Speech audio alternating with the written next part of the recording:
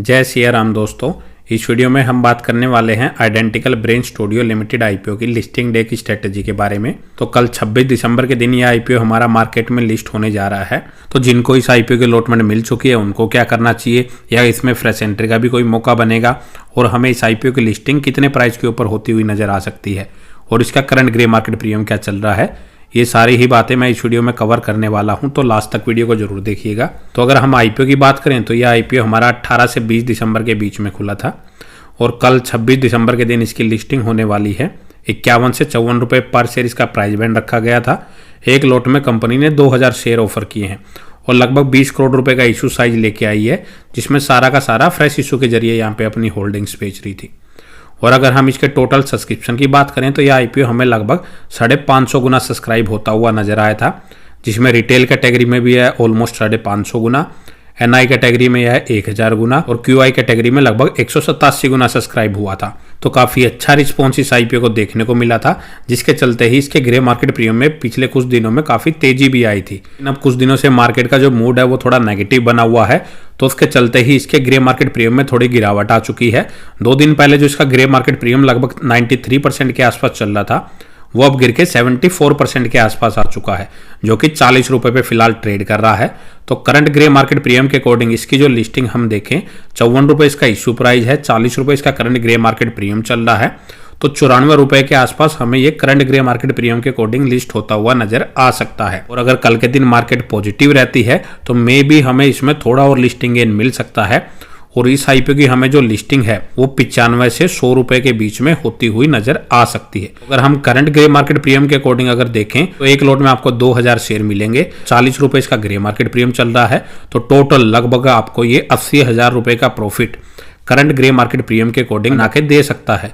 तो अगर आपको इसकी अलॉटमेंट मिल चुकी है और आपने सिर्फ लिस्टिंग गेन के लिए अप्लाई किया है तो आपको 80,000 रुपए का रिटर्न अप्रोक्स या आपको कल के दिन लिस्टिंग के टाइम दे देगा। तो आप इसको बेच के अपना बाहर निकल सकते हैं और अपना प्रॉफिट इसमें बुक कर सकते हैं।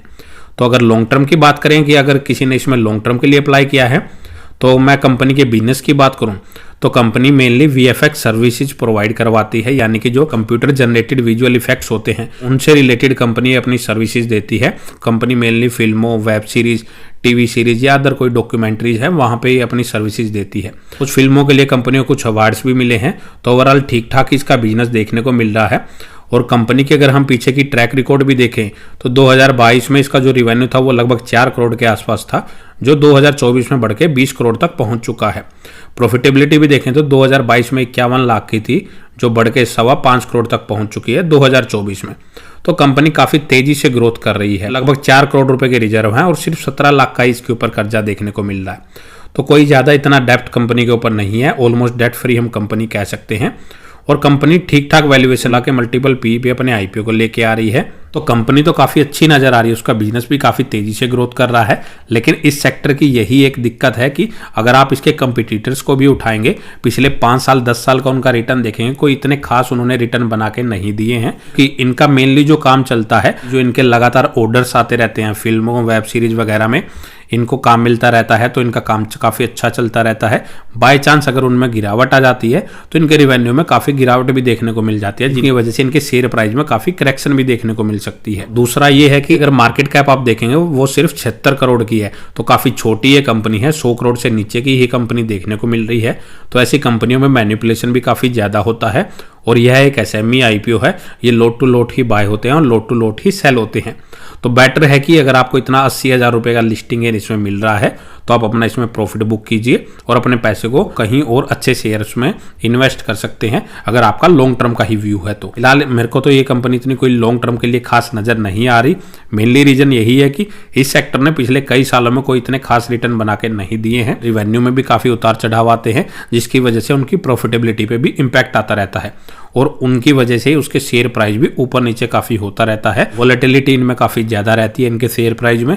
तो बेटर है कि आप इसको लॉन्ग टर्म के लिए ना होल्ड करके अपना प्रॉफिट इसमें बुक कर लें। फ्रेश एंट्री के बारे में अगर बात करें तो इसका जो ग्रे मार्केट प्रीमियम है वो 92% से गिर के 74% के आसपास आ चुका है। मे भी थोड़ा बहुत लिस्टिंग गेन आपको ये लिस्ट होने के बाद दे सकता है, लेकिन कोई गारंटी नहीं है कि वो लिस्ट होने के बाद इसका शेयर प्राइस ऊपर ही जाएगा।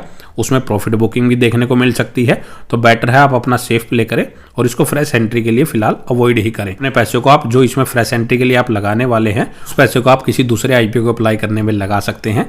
वहां पे अगर आपको अलॉटमेंट मिलती है तो वो भी आपको काफी अच्छे रिटर्न जनरेट कर देगा। बेटर है इसको आप फिलहाल अवॉइड ही करें। बाकी फाइनल डिसीजन आपका है। यह एक एसएमई आईपीओ है, तो अपना रिस्क एनालिसिस करने के बाद ही इनमें कोई अपना डिसीजन ले। गड़बड़ी में कोई अपना डिसीजन ना ले, सोच समझ के ही अपना कोई डिसीजन ले। इस वीडियो में इतना ही। अगर आपको वीडियो अच्छी लगी तो वीडियो को लाइक करें और ऐसे ही आईपीओ से रिलेटेड डेली अपडेटेड वीडियो के लिए हमारे साथ जुड़े रहिए।